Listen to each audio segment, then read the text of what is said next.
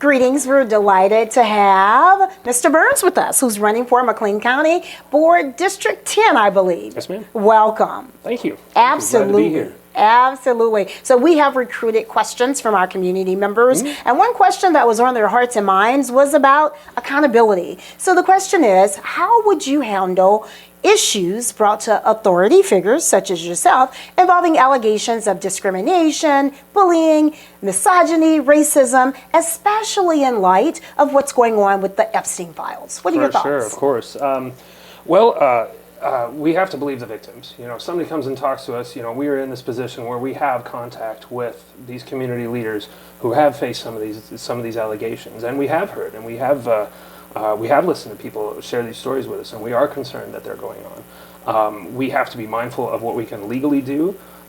There's policies and procedures for these things, and ultimately a lot of these folks that are in charge, like the government officials you mentioned, they are accountable to voters. They don't have, the county board unfortunately does not have oversight over it, and so this isn't something that we can go and say, you know, we're going to dial this back or we're going to remedy the situation. So we're kind of limited in our options, but what we can do is we can call things out. We can sit down and say, hey, look, we're hearing from people that these things are happening. What's your response to this? And then we go back. Anybody who's accountable to voters wants to make sure that they are following what the voters' wishes are, and when they hear that voters are displeased with certain decisions that they've made, then that's a problem, and that usually does foster some change. We usually do see that. So I'd say awareness and accountability, we push that. Thank you. And speaking of fostering change, the next question from our community member is about corruption. What will you do personally to help fight corruption in our local government? I would say give it a month and find out.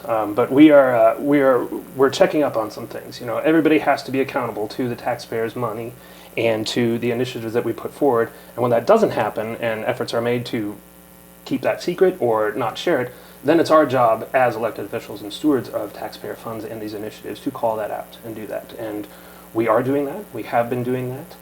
I've been concerned for a long time about some of the missteps that have happened in the auditor's office. It has cost the county taxpayers money. It has led to cancellations of programs involving veterans, and that's just not acceptable. And so we are pests. We are annoying little bugs that just keep pestering. Why is this happening? Why is this happening? Why is this happening? And when they stack up like that, then we start to see some change. So we are confident that these efforts will amount to some change coming up. Okay. We're now going to segue to qualified immunity. Are you willing to support reforming qualified immunity efforts? What are your thoughts there? Absolutely support it. Yeah, it is a practice that has been abused too many times, and the line that gets thrown back at people who are often victims of these things, well, if you didn't do anything wrong, then you have nothing to be ashamed of. I think that same line can be applied to elected officials and to law enforcement officers who have that. So if initiatives come forward like that, then yes, I would support it. Thank you. A futuristic question. Where do you see the county's organization in 5 years? And what role should the board play in getting us there? Bigger. McLean County is unique among downstate counties. We're getting a lot more investment. We're one of the only counties that has seen a population growth. We are attracting, for example, there's a federal program where we've gotten, I believe, $36 million to institute corner to corner in the county broadband upload and download speeds, even in the rural areas. It's going to primarily help out the agriculture community, but it's also going to help out rural school districts and other businesses around the area to have 100 megabyte upload and download speeds in every single corner of the county, from the center of Bloomington to the most remote cornfield out in McLean, Illinois. So we're excited about that. We're excited about the investment that's coming. We're excited about the growth in our local businesses. We have a lot of problems to solve before we get there, chief among them housing, second among them affordability.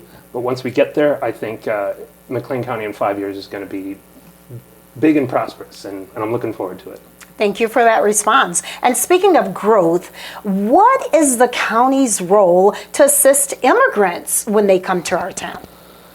So we don't live near a border, and you would think just by looking at a map and where we are and what we do that immigration would not be as much of an issue, but it obviously is. It is very much on a cultural touch point and something that is on the forefront of people's minds. We had an incident just over 2 years ago where a member of that board, who's no longer there fortunately, put forth a very, I'm trying to think of all the bad words to say about it, but it wasn't good. A resolution to prohibit county funds being spent on immigration services and folks who are here. And the community outpouring for that was the longest meeting we sat. We had something like over 50 public commenters.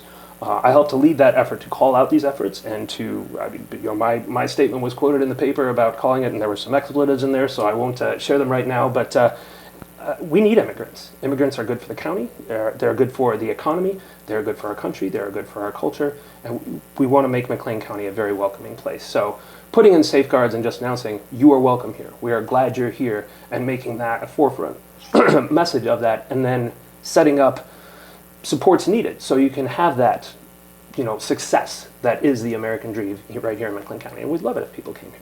Well, here's a logical follow-up. What plan is in place or would you put in place regarding the handling of federal ICE agents if they were to come to our community?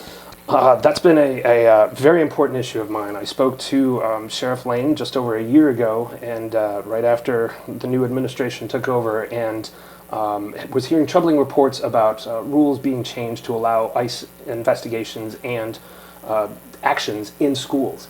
And as a public school teacher who teaches over 700 McLean County students, this was abhorrent to me. And so I approached the sheriff and just said, we have different laws and we have various things about what you can and can't do, but I would like to hear a commitment that you will not be going into public schools.